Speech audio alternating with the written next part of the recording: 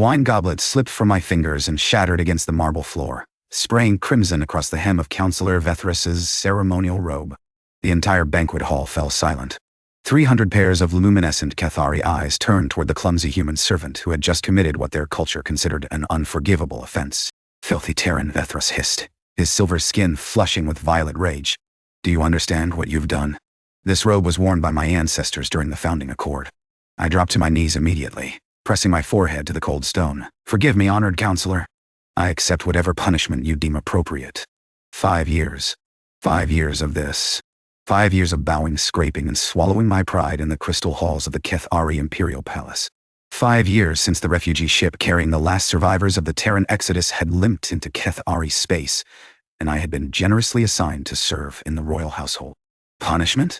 Veth'ras laughed, a sound like breaking glass.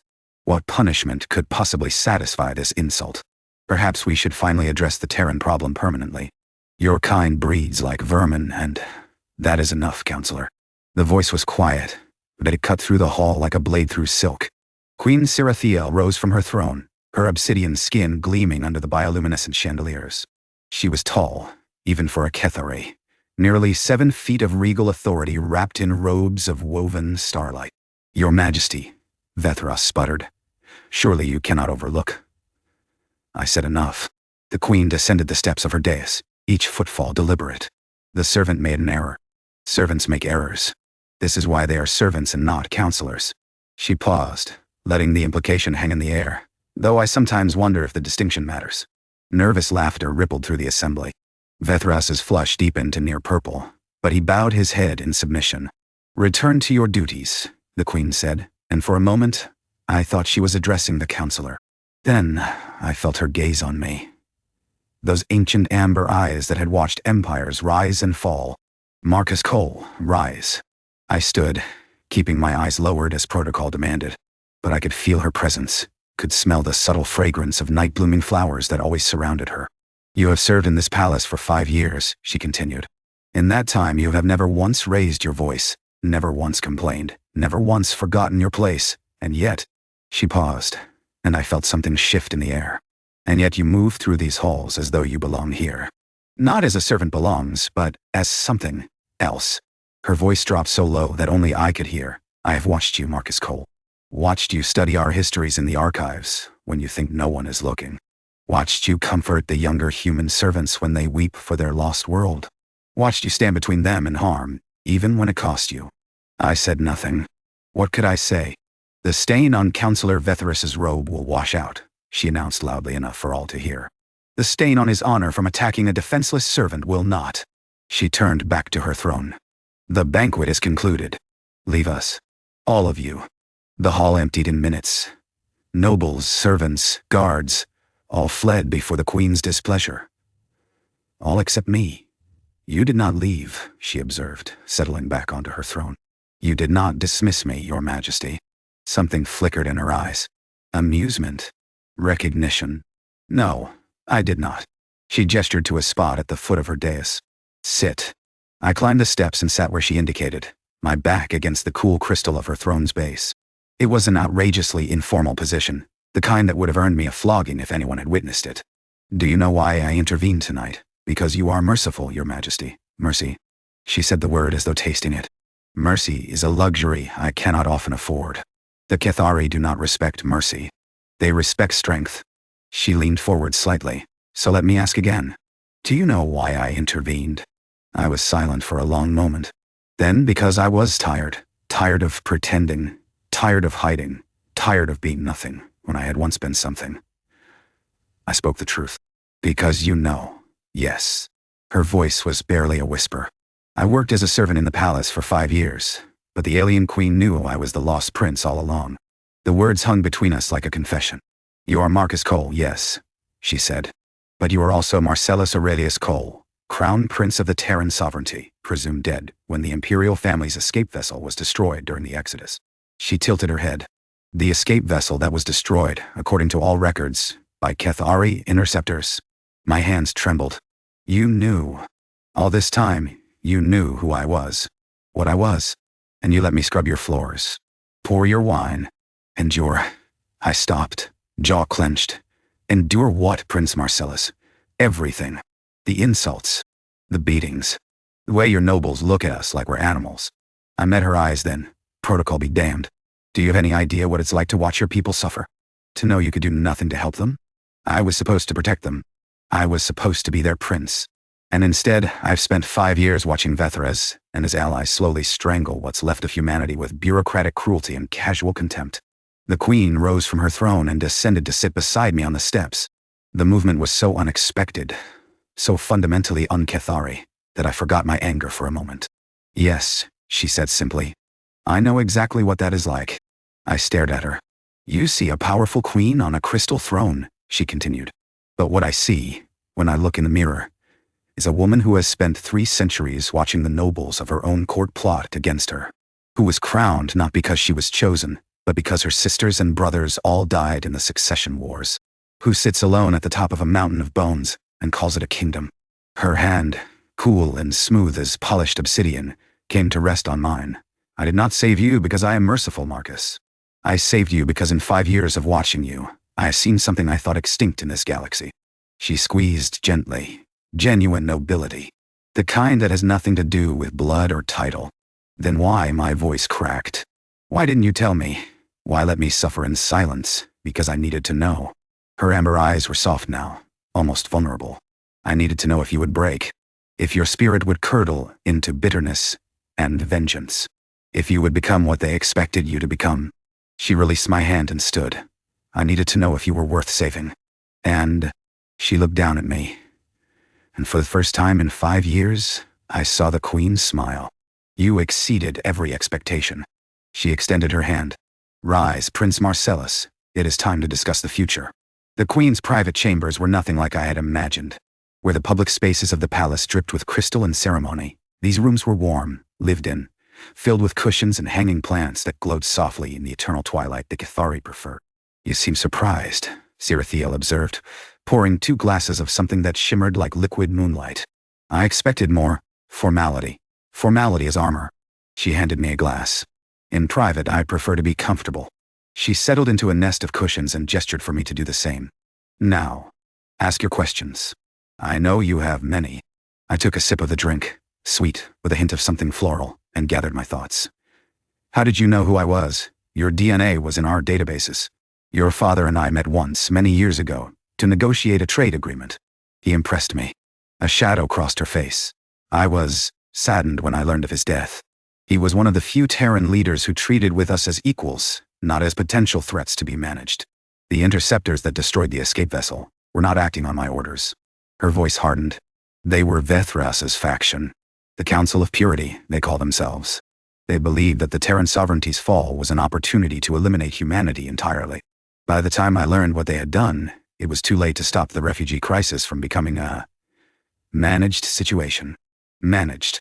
The word tasted bitter. Is that what you call forcing survivors into indentured servitude?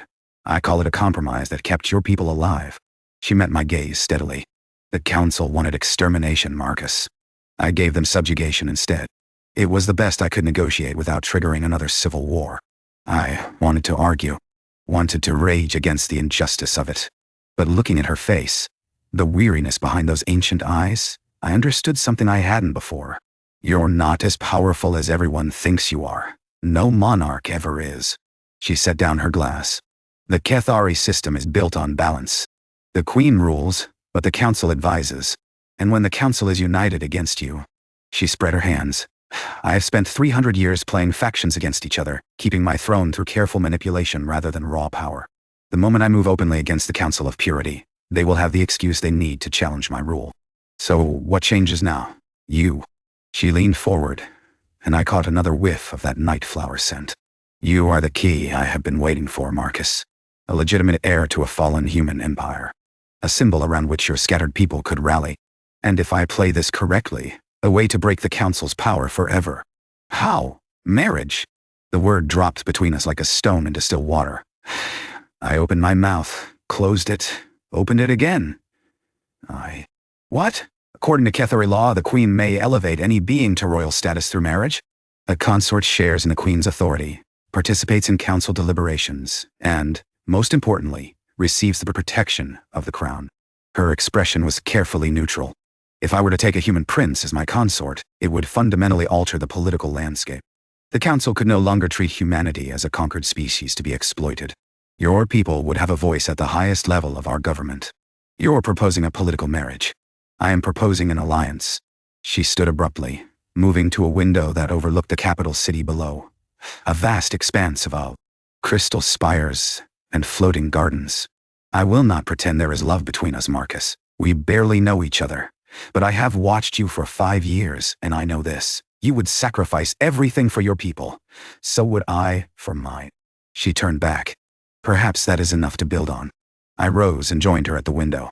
In the distance, I could see the human quarter, a cramped gray district at the city's edge where the refugees had been confined. Somewhere down there, children were going to sleep hungry.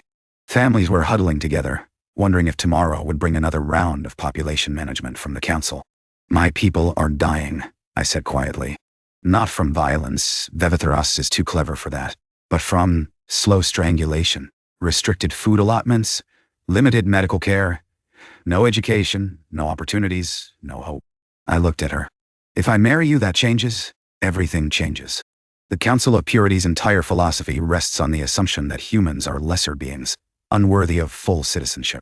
But if the Queen herself takes a human consort, she allowed herself a thin smile. They cannot maintain that position without calling the Queen herself a traitor to her species. It forces them to either accept integration or openly rebel. And if they rebel, then I will have grounds to destroy them. Military grounds that even the moderate factions cannot object to. Her hand came up, almost touching my face before she caught herself. I am asking you to trust me, Marcus. To trust that I want what is best for both our peoples.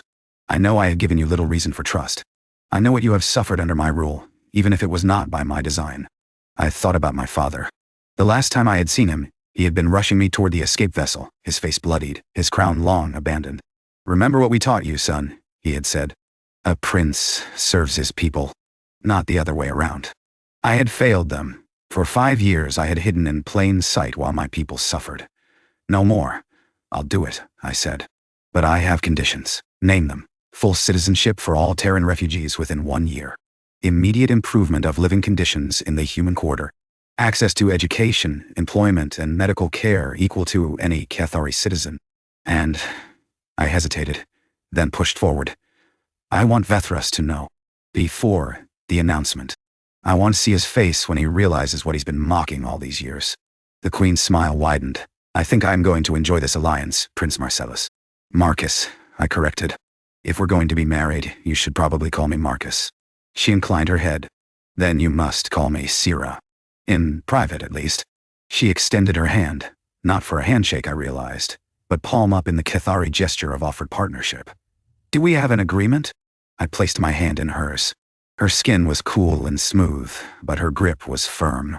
We have an agreement, Syrah. For a moment, neither of us moved. Then she released my hand and stepped back, her queenly composure firmly back in place. The formal announcement will be in 3 days. Until then, you will be moved to guest quarters befitting your station. I will have tutors sent to review court protocol and Keth'ari customs. She paused at the door. And Marcus? Get some rest. You look exhausted. 5 years of sleeping on a servant's pallet will do that. She winced. Actually winced. I know it does not mean much now. But I am sorry. For all of it. It means something, I said quietly. It's more than you know. She nodded once and swept out, leaving me alone in her private chambers with a view of the city that would soon impossibly be partly mine to govern. I sank back into the cushions and stared at the ceiling, trying to process everything that had happened. This morning I had been a servant. Tonight, I was a prince again. Tomorrow, I would be the Queen's betrothed. And somehow, in the midst of all that political calculation, I couldn't stop thinking about the way Syrah's hand had felt in mine. The days before the announcement passed in a blur of preparation. True to her word, Syrah had me moved to a suite of rooms that made my servants' quarters look like a closet. Tutors arrived in waves, etiquette masters, historians, linguists, all working to cram 5 years of missed courtly education into 72 hours. But the moments I treasured most were the evenings, when Syrah would dismiss her attendants and visit me alone. We would sit together in my new chambers, drinking that moonlight wine, and talk. Not about politics, not about the alliance. We talked about everything else. Tell me about Earth, she said one night, curled in a chair across from me. She had removed her formal headdress, and her dark hair, yes, Keth'ari had hair, just as dark as their skin, fell in loose waves around her shoulders. Not the strategic importance, or the resources. Tell me what it felt like. Green, I said, the word coming before I could think. Everything was so green. The forest outside my family's estate, we had these trees called oaks. They'd been growing for hundreds of years before I was born. I used to climb them as a child, hide in the branches. Pretend I was a great explorer charting unknown territory. Oak, nut. She tested the word. We have nothing like that here. All our plants are grown in controlled environments. The surface is too harsh. I know. I've seen the gardens in the palace. I smiled. They're beautiful, but they feel cultivated. There's no wildness in them. We fear wildness. She looked away. Keth'ari culture is built on order, hierarchy, control. The idea that something could grow without guidance, without purpose. She shook her head. It is alien to us. Maybe that's why you fear us, I said quietly. Humans are wild. We do things for no reason except that we want to. We love people we shouldn't. We fight battles we can't win. We hope even when hope is irrational. Her amber eyes found mine. Is that why you survived? When so many others broke? Maybe. I stared into my glass. Or maybe I just got lucky. I do not believe in luck. She rose and moved to the window, her favorite spot. I believe that character shapes destiny. And your character, Marcus. She trailed off. What about my character? She was quiet for a long moment. When she spoke again, her voice was different, smaller, somehow. More vulnerable. I have lived for 300 years. In that time, I have taken 5 consorts. 2 for political advantage. 2 because I thought I loved them. 1 because I was lonely and desperate for connection. She pressed her palm against the glass. All of them in the end wanted something from me. Power, status, influence. Even the ones who claimed to love me. When I looked in their eyes, I saw calculation. And what do you see in mine? She turned. That is what frightens me. When I look at you, I see nothing that I expected. No ambition. No resentment. No hidden agenda. She took a step toward me. I see a man who has lost everything and somehow kept his soul intact. A man who could have revealed himself at any point and demanded justice, but chose instead to protect his people through quiet endurance. A man who agreed to marry a stranger because it would save others, not himself. Syrah, do not. She held up a hand. Do not tell me what you think I want to hear. This alliance is political. I need it to remain political. Because if I allow myself to feel... She stopped, shaking her head. I have been alone for a very long time, Marcus. I'm not certain I remember how to be anything else. I stood and crossed to her, slowly, giving her time to retreat if she wanted. She didn't. I don't know what this is, I said honestly. I don't know if it's love or gratitude or just 2 lonely people finding each other, but I do know one thing. I took her hand, her cool, smooth, trembling hand. You don't have to be alone anymore. Whatever this alliance becomes, wherever it takes us, you won't face it alone. She stared at our joined hands. Keth'ari we do not touch casually. Physical contact is reserved for family, for mates, for those we trust absolutely. I know. The tutors were very thorough. And yet you touch me anyway. I'm human. I smiled. We're wild, remember? A sound escaped her. Something between a laugh and a sob. Her free hand came up to press against her mouth, and I realized with shock that she was crying. Silver tears, tracking down her obsidian cheeks like liquid starlight. Syrah, I am well. She pulled back, wiping her eyes with an elegant gesture. I am merely unused to kindness. Not deference. Not fear. Not political necessity. Kindness for its own sake. She composed herself with visible effort. I should go. Tomorrow will be difficult. Will you be all right? She paused at the door, looking back at me with an expression I couldn't read. I do not know, she said softly. But for the first time in a very long time, I think I might be. The announcement went exactly as planned, which is to say, it went catastrophically wrong. Veth'ras's reaction was everything I had hoped for. When Syrah presented me to the full court as Prince Marcellus Cole, last heir to the Terran Sovereignty, and announced our betrothal, the councilor's face cycled through a rainbow of colors I didn't know Keth'ari could turn. Purple rage, green nausea, white shock, finally settling on a gray pallor that made him look genuinely ill. But while I was savoring his humiliation, I missed the real danger. The assassin came from the servants' entrance, a Keth'ari woman in the plain robes of a palace worker, moving with a speed that no mere servant should possess. By the time I registered the blade in her hand, she was already airborne, leaping towards Syra with murderous intent. I didn't plan. 5 years of serving in this palace had taught me its layout, its rhythms, its secret paths. I was moving before I knew I was moving, putting myself between the queen and the blade. The knife took me in the shoulder instead of Syra's heart.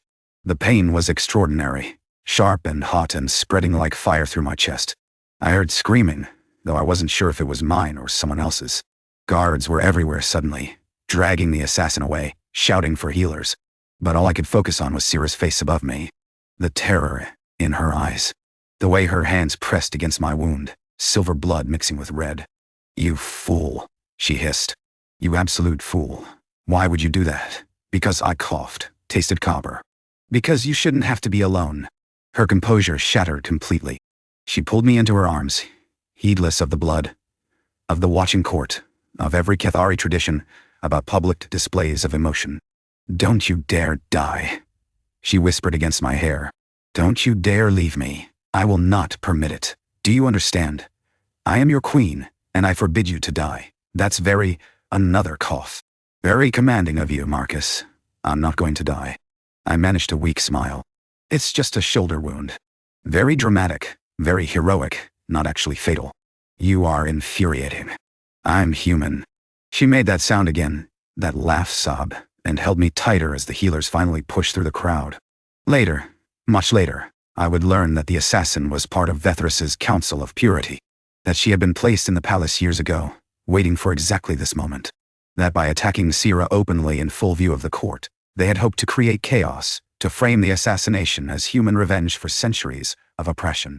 Instead, they had given Syra exactly what she needed: undeniable proof of treason and a human prince who had taken a blade for the Keth'ari queen. But in that moment, bleeding in her arms, I wasn't thinking about politics. I was thinking about how right it felt to be held by her, how much I wanted to protect her, not because of any alliance, but because somewhere in the past 3 days, I had started to care about her as more than a political partner. How wild and irrational and terrifyingly human that was. And how, despite everything, I wouldn't change a thing. The wedding took place 6 months later, in the great crystal cathedral at the heart of the capital. I stood at the altar in the ceremonial armor of a Keth'ari royal consort, modified to accommodate human proportions, watching Syra walk toward me down an aisle lined with dignitaries from a dozen species. The Council of Purity was gone, dissolved, their leaders imprisoned or exiled, their ideology officially repudiated. In its place, a new council sat, one that included, for the first time in Keth'ari history, a human representative. My old friend Leah Chen, who had been a servant alongside me, now held a vote equal to any Keth'ari noble. The human quarter was no more. In its place, the neighborhoods had been integrated, the barriers removed, the restrictions lifted. It would take years, maybe generations, for true equality to emerge. But the foundation had been laid. And at the center of it all, walking toward me in robes of woven starlight, was the woman who had made it possible. Syra reached the altar and the high priestess began the ceremony. I barely heard the words. I was too busy looking at her, at the subtle trembling of her hands, at the way her amber eyes glistened, at the small, almost invisible smile playing at the corners of her mouth. "Do you, Syra'thiel of the House of Stars, take this man as your consort?" the priestess intoned. "I do." No hesitation. No doubt. "And do you, Marcus Aurelius Cole of Terra, take this woman as your queen?" I thought about the journey that had brought me here. The escape vessel, the years of hiding, the endless days of servitude. The moment when Syra had revealed what she had known all along. The nights of conversation, of growing closeness, of tentative touches that became less tentative over time. I thought about my father's words: "A prince serves his people." And I realized, standing here, that I had found a way to do both. To serve my people, and to love someone. To be a prince, and a partner. To be human, and something more. "I do," I said. The priestess raised her hands. "Then by the authority vested in me by the crown and the council, I pronounce you bonded. What was two is now one. What was separate is now joined. From this day forward, you shall walk the path together." Syra turned to face me, and I saw something in her eyes that I had never expected to find. Not the calculation of a queen, Not the loneliness of a monarch who had reigned too long. But love. Actual love. Raw and vulnerable and terrifying in its intensity. "I never thought I would feel this," she whispered, too low for anyone else to hear. "I never thought I could. Neither did I. You saved me, Marcus. Not from the assassin. From myself. From the centuries of isolation and cynicism and believing that connection was weakness."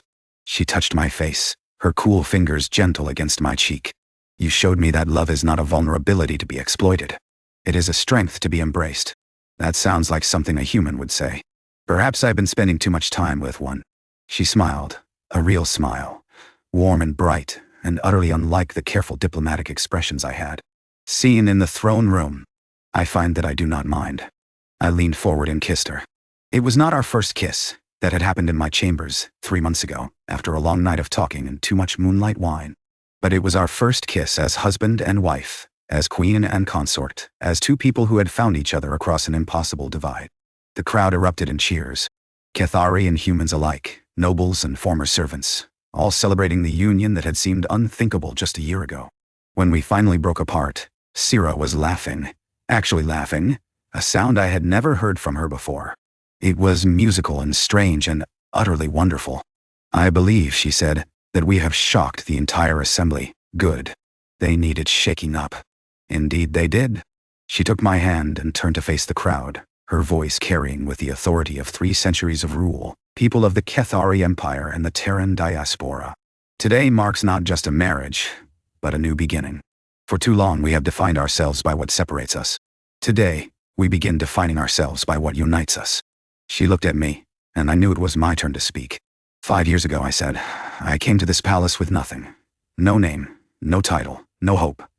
I survived because I learned to be invisible, to be small, to be less than what I was. I squeezed Syrah's hand. But I also survived because one person saw me. Really saw me. Saw past the stained clothes and the bowed head and the accent that marked me as foreign. She saw someone worth saving. I turned to address the crowd directly. Keth'ari nobles who had once sneered at me, humans who had once labored beside me, all of them now part of something larger than themselves. That is the future we are building. A future where no one has to be invisible. Where no one is defined by where they came from, or what species they were born into. Where everyone has the chance to be seen. Syrah raised our joined hands, 2 peoples. 1 empire, 1 future. The cheers were deafening. Later that night, after the ceremonies and the banquets and the endless receiving lines, we finally escaped to the royal chambers. Our chambers now, shared spaces that blended Keth'ari elegance with Terran warmth. Syrah stood at the window, looking out at the city below. I came up behind her and wrapped my arms around her waist, pulling her back against my chest. She stiffened for a moment, old instincts, old fears, then relaxed into my embrace. "The city is celebrating," she said. "I can hear the music from here. They're happy, are you?" I turned her in my arms so I could see her face. "What do you think?" "I think," she said slowly, "that I spent 5 years watching a servant who was secretly a prince. I thought I knew who you were. But I was wrong." She reached up to trace the scar on my shoulder, the one from the assassin's blade, still pink and healing. "You are so much more than I imagined. And you," I said, "are so much more than a queen. You are brave and lonely and fierce and kind. You carry the weight of an empire on your shoulders and still find time to cry at kindness. You pretend to be cold, but you burn hotter than anyone I've ever known. Marcus, I love you, Syrah. Not because of the alliance. Not because of politics. Not because you saved my people, or I saved your life. I love you because when I'm with you, I feel like I'm finally home." Her eyes filled with silver tears. "I do not deserve you. Probably not. But you're stuck with me now." I grinned. "We're bonded, remember? What was 2 is now 1. She laughed through her tears and pulled me down for a kiss. When we broke apart, she was smiling. That warm, real smile that I had learned to treasure. "I love you too," she whispered. "My wild, impossible, infuriating human." "You're human," I agreed. "Always." Outside, the celebrations continued. A new era was dawning for both our peoples. An era of integration, of understanding, of hope. But in that moment, holding Syrah in our chambers as the stars wheeled overhead, none of that mattered. What mattered was this: 2 people who had been alone, who had been invisible, who had been less than what they truly were, had found each other. Against all odds, across all barriers, despite everything that should have kept them apart. And they were never going to be alone again. The end.